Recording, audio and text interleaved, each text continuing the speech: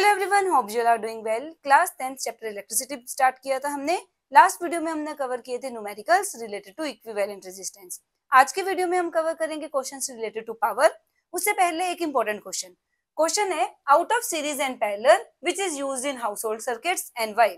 Series और parallel में से घरों में कौन सा कॉम्बिनेशन यूज होता है। अब इस क्वेश्चन के लिए एक एग्जांपल समझो। सपोज हमने दिवाली की डेकोरेशन करनी है, लाइट्स लगा रहे हैं। सपोज एक बहुत बड़ा हॉल है या कोई भी एक जगह है जहां पर हम हंड्रेड्स ऑफ बल्ब लगा रहे हैं लाइट्स लगाने के लिए। अब क्या होगा, सीरीज में भी लगा सकते हैं, पैरेलल में भी लगा सकते हैं। अगर तो ये सभी बल्ब सीरीज में लगाए जाएंगे तब क्या होगा, अगर बीच में से एक भी बल्ब खराब हो गया ना तो सारे बल्ब काम करने बंद कर जाएंगे, क्योंकि सीरीज में सारे एक ही लाइन में लगे हुए हैं। एक बल्ब खराब होने की देर है, पूरा सर्किट ब्रेक हो जाएगा, करंट को आगे जाने का रास्ता नहीं मिलेगा और सारे के सारे बल्ब चलना बंद हो जाएंगे। बट पैरेलल में अगर एक बल्ब खराब होता है बाकी सारे चलते रहेंगे, सिर्फ वो एक बल्ब खराब होगा। तो क्या नुकसान है सीरीज में लगाने का? एक तो सारे बल्ब बंद हो गए, और दूसरा अब इतने सारे बल्ब हैं, बल्ब सारे बंद हो गए हैं, पता कैसे चले किसमें डिफेक्ट है? तो जो डिफेक्ट को रिमूव करने में बहुत टाइम लगेगा। बट पैरेलल में सिर्फ वही बल्ब बंद हुआ जो डिफेक्टेड था, बाकी तो चलते रहे ना, तो डिफेक्ट लोकेट करना भी आसान है। तो यहीं से आपको आइडिया लग गया कौन सा बेटर है। सीरीज बेटर हुआ कि parallel? Of course parallel. Parallel combination better है देन सीरीज कॉम्बिनेशन। तो यही आंसर लिखना है। ये क्वेश्चन इस तरीके से भी आ सकता है, what are disadvantages of series combination and what are advantages of parallel combination. Same answer आएगा। ठीक है, एक और फॉर्म होगी बस डिसएडवांटेज और एडवांटेज की फॉर्म में। तो हम अपने आंसर में सीरीज को भी कवर कर रहे हैं, पैरेलल को भी कवर कर रहे हैं। टोटल 4 पॉइंट्स है। 4 पॉइंट्स अपने माइंड में रख लो, इजीली अटेम्प्ट कर लोगे। तो सबसे पहले तो लिखोगे कौन सा कॉम्बिनेशन यूज होगा, parallel. Parallel combination is used in household circuit due to following reasons. 4 point है। 2 नंबर का क्वेश्चन आ रहा है ना, तब भी 4 पॉइंट लिख देना बेटर रहेगा, क्योंकि ये ना सोचना कि 2 नंबर का क्वेश्चन है 2 पॉइंट लिख दे। अगर कहीं पर गलती हुई तो टीचर 4 पॉइंट देकर अपने आप मार्क्स दे देते हैं, तो इसलिए मार्क्स डिडक्ट होने से बचोगे अगर एक्स्ट्रा पॉइंट्स लिखोगे। फर्स्ट पॉइंट है, इन सीरीज कॉम्बिनेशन अगर एक अप्लायंस काम करना बंद कर जाता है। In series combination if one appliance stops working then all other appliances also stop working. बाकी सारे भी काम करना बंद कर देंगे। सीरीज का यही नुकसान है। बट पैरेलल में अगर एक electrical appliance stops working then all other keeps working normally. बाकी की फंक्शनिंग पर कोई फर्क नहीं पड़ेगा, वो नॉर्मल काम करते रहेंगे। तो ये हो गया first point. Second point, series में हर अप्लायंस का एक ही स्विच होता है due to which we can't operate them independently. हम उनको ऑन ऑफ इंडिपेंडेंटली नहीं कर सकते। एक स्विच ऑन किया सारे अप्लायंसेस जलेंगे, एक स्विच ऑफ किया सारे अप्लायंसेस बंद हो जाएंगे। ये तो घर में पॉसिबल ही नहीं होगा। एक ही बटन पर फैन भी है, लाइट भी है, कैसे चलेगा? ठीक है। In series all appliances have only one switch due to which they can not be turned on and off separately. Separately on off कर ही नहीं पाएंगे। बट पैरेलल में ऐसा कुछ नहीं है। Each appliance has its own switch. सबके अपने अपने स्विच है, due to which they can be turned on and off separately. उनको सेपरेटली ऑन ऑफ कर सकते हैं। तो इसीलिए जो पैरेलल कॉम्बिनेशन है वो यूज किया जाता है। थर्ड, याद किया हुआ है आपने, सीरीज में वोल्टेज डिवाइड हो जाती है।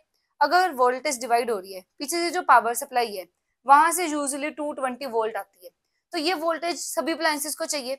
अगर हमने सीरीज में जोड़ दिए तो ये वोल्टेज तो सब में डिवाइड हो जाएगी, सबको 220 मिलेगी ही नहीं, तो अप्लायंसेस चलेंगे कैसे? आपको पता है ना, लो वोल्टेज पर अप्लायंसेस काम करना बंद कर जाते हैं। घरों में भी होता है, एसी अगर पीछे से लो वोल्टेज आ रही हो एसी काम नहीं करता। तो इसी तरीके से सीरीज का ये नुकसान है कि हर अप्लायंस को सेम वोल्टेज नहीं मिलती। बट पैरेलल में वोल्टेज सेम रहती है, करंट डिवाइड होते हैं, तो हर अप्लायंस को सेम वोल्टेज मिल जाती है। यही लिखने, in series all appliances do not get same voltage. हर अप्लायंस को सेम वोल्टेज नहीं मिलती as that of power supply line, but in parallel each appliance get same voltage. हर अप्लायंस को 220 वोल्ट जो पावर सप्लाई की वोल्टेज है वो मिल जाती है। नेक्स्ट पॉइंट, सीरीज में रेजिस्टेंस बढ़ जाती है। रेजिस्टेंस ऐड हो जाती है ना सीरीज में, R S equal R1 plus R2 plus R3 plus up to so on. सभी अप्लायंसेस के रेजिस्टेंस ऐड हो जाती है, तो रेजिस्टेंस बहुत हाई हो जाती है। रेजिस्टेंस हाई, करंट लो, करंट कम हो जाएगा।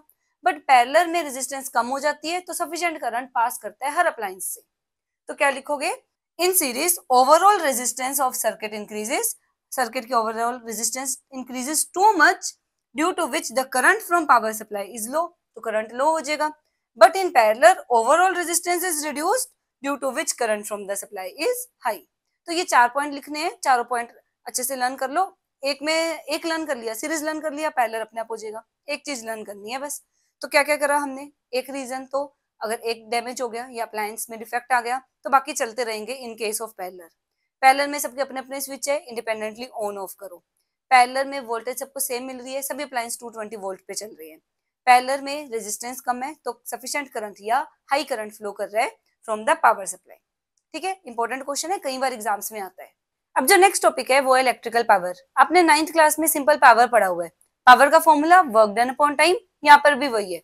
इलेक्ट्रिकल पावर का क्या फॉर्मूला है? Electrical work done per unit time, मतलब electrical work done divided by time, उसको पावर बोलते हैं। ऐसे यूनिट ऑफ पावर ये भी आपने 9th में की हुई है, वोट, WATT, वही सेम है। पावर को 1 वोट कब कहेंगे?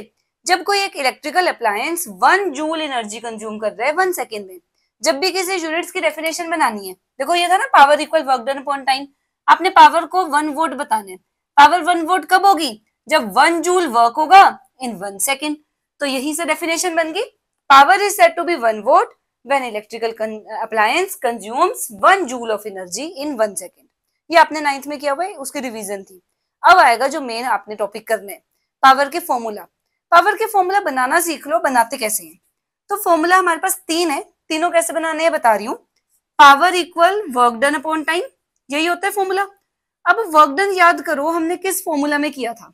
पोटेंशियल डिफरेंस के फॉर्मूला में। क्या किया था? Potential difference is defined as work done in bringing 1 unit charge from 1 point to another. Formula क्या किया था? पोटेंशियल डिफरेंस वोल्टेज भी बोलते हैं, voltage equal work done upon charge, ये फॉर्मूला किया था ना। यहां से वर्क डन की वैल्यू निकाल लो, वर्क डन इक्वल, ये चार्ज डिवाइड में है, ये इधर मल्टीप्लाई में आ जाएगा, वोल्टेज इंटू चार्ज, चार्ज को क्यू से लिखते हैं, तो वर्क डन का फॉर्मूला बन गया V इंटू क्यू। डाल दो इस फॉर्मूला में, power equal work done, work done की जगह V इंटू क्यू, अपॉन में टाइम तो पड़ा ही है, अपॉन में टाइम लिख दो T। अब इसके बाद हमने एक और फॉर्मूला करा था I का, I equal Q by T, या क्यू इक्वल ये T मल्टीप्लाई में ले जाओ I इंटू टी। तो यहां से अब पावर क्या बन गया? Power equal V into Q, Q की वैल्यू है I इंटू टी, अपॉन में T, T से T cancel, power equal V into I। ये बन गया first formula, power equal to V into I। अब सेकेंड फॉर्मूला बनाते हैं। सेकेंड फॉर्मूला के लिए ओम्स लॉ यूज करेंगे। According to Ohm's law, Ohm's law के according V equal IR, so power equal V की जगह क्या डाल दूं? इस V की जगह डाल दो IR, IR इंटू एक I और पड़े तो power equal I square R, बन गया दूसरा फॉर्मूला। 2 फॉर्मूला बन गए पावर के। अब तीसरा फॉर्मूला बनाते हैं। यहां से मैं I की वैल्यू भी तो डाल सकती थी, I equal to V upon R, I equal V upon R, as V upon R I के इक्वल है, तो पावर का जो ये पहला फॉर्मूला बना था, power equal V into I, यहां पर मैं I की वैल्यू V बाई R भी तो डाल सकती हूँ, तो power equal V into V square upon R। तो टोटल हमारे पास 3 फॉर्मूला बन गए पावर के। अब जो नेक्स्ट टॉपिक है वो है कमर्शियल यूनिट ऑफ एनर्जी। हमने अभी पावर का फॉर्मूला बनाया, क्या था पावर का formula? Power equal work done upon time, work done को एनर्जी भी बोलते हैं, तो एनर्जी अपॉन टाइम लिख सकती हूँ। तो यहां से एनर्जी कितनी आ गई? Energy equal power into time. ठीक है, अब पावर की ऐसे यूनिट तो वोट है, बट वोट एक छोटी यूनिट है, उससे बड़ी यूनिट भी तो हो सकती है, किलो वोट। तो अगर पावर है किलो वोट में 1 किलो वोट, और कोई अप्लायंस हम घंटों के हिसाब से यूज कर रहे हैं, 2 घंटा यूज कर रहे हैं, 3 घंटा यूज कर रहे हैं, और आवर्स है और टाइम है आवर्स में, तो एनर्जी की क्या यूनिट बन जाती है? 1 किलो वोट आर। वैसे एनर्जी की जो एसआई यूनिट है वो तो जूल है, तो ये 1 किलो वोट आर क्या है? Commercial unit of energy. तो क्या था? Commercial unit of electrical energy क्या बनेगी? Commercial unit of electrical energy 1 kilowatt hour, और इसको हम 1 यूनिट भी बोलते हैं। आपने सुना होगा बिजली का बिल, जो घर का बिजली का बिल आता है वो यूनिट्स के हिसाब से आता है ना, कितनी यूनिट एनर्जी हमने कंज्यूम करी, कितनी यूनिट इलेक्ट्रिसिटी हमने अप्लायंसेस चलाए उन्होंने कंज्यूम करी। तो ये 1 यूनिट होता क्या है? ये 1 यूनिट का मतलब होता है अगर एक अप्लायंस जिसकी रेटिंग 1 किलो वोट है, एक बल्ब जो 1000 वोट का है, उसको हमने 1 घंटे के लिए यूज किया, तो उसने कितनी इलेक्ट्रिकल एनर्जी कंज्यूम करी, उसे हम 1 यूनिट बोलते हैं। ठीक है, तो अगर क्वेश्चन आ जाए what is commercial unit of electrical energy, 1 kilowatt hour. तो अगर क्वेश्चन आ जाए what is the commercial unit of electrical energy, तो लिखोगे किलोवोट आवर। अब डिफाइन करना है किलोवोट आवर को, क्या किया था हमने, 1 किलोवोट रेटिंग वाला अप्लायंस 1 घंटा चलाया है ना, तो देखो अब 1 kilowatt hour is the amount of electrical energy consumed when an electrical appliance having power rating of 1 kilowatt. एक ऐसा अप्लायंस जिसकी रेटिंग 1 किलोवोट है इज यूज्ड फॉर 1 आवर, उसको 1 घंटा यूज किया गया है। It is also known as 1 unit, इसको 1 यूनिट भी बोलते हैं। ठीक है, what is the relation between SI unit and commercial unit of energy, ये सबसे इंपॉर्टेंट है। अगर मुझे 1 किलोवोट आवर और 1 जूल, एसआई यूनिट जूल होती है, कमर्शियल यूनिट किलोवोट आवर है, इनमें रिलेशन फाइंड करने हैं, तब कैसे करेंगे। सबसे पहली बात, किलोवोट आवर लिखना कैसे है ये भी देख लो। के स्मॉल लिखना है, डब्ल्यू कैपिटल लिखना है, एच फिर स्मॉल लिखना है, इसी तरीके से लिखोगे। ठीक है, तो अब करते हैं रिलेशन। 1 किलोवोट आवर का क्या मतलब हुआ, 1 किलोवोट इंटू 1 आवर। अब ये किलोवोट एसआई यूनिट नहीं है, एसआई यूनिट तो वोट होती है, तो 1 किलोवोट 1000 वोट के इक्वल है। ना ही टाइम की एसआई यूनिट आवर्स है, टाइम की एसआई यूनिट तो सेकंड है, तो इसको सेकंड में बदलो। 1 घंटे में 60 मिनट, 1 मिनट में 60 सेकंड, तो 2 बार 60 आएगा। आवर्स से सेकंड में आने के लिए तो ये बदल गया सेकंड में। 6 इंटू 6 36, 1 2 3 4 5, आगे 5 जीरो, और ये क्या बन जाएगा, जूल। वोट सेकंड जूल होता है। कैसे, देखो power equal work upon time, power की यूनिट अगर वोट है इक्वल टू वर्क डन की यूनिट जूल, टाइम की यूनिट सेकंड, इधर ले आओ, वोट इंटू सेकंड बन गया जूल। तो यही करें, वोट सेकंड को जूल लिखे। ठीक है, अब इसको एक और तरीके से भी लिखा जा सकता है। जब भी हम कोई मैथ्स का, साइंस का क्वेश्चन सॉल्व करते हैं, साइंस के केस में हम साइंटिफिक नोटेशन यूज करते हैं। साइंटिफिक नोटेशन क्या कहती है, 3 के बाद पॉइंट होना चाहिए, मतलब पॉइंट के लेफ्ट में एक डिजिट होनी चाहिए। तो मुझे यहाँ पर 3.6 बनाना है। 3.6 कैसे बनेगा, सबसे पहले तो इसको 10 की पावर में लिख लो, इज इक्वल टू 36 इंटू 1 2 3 4 5, 10 की पावर 5 जूल।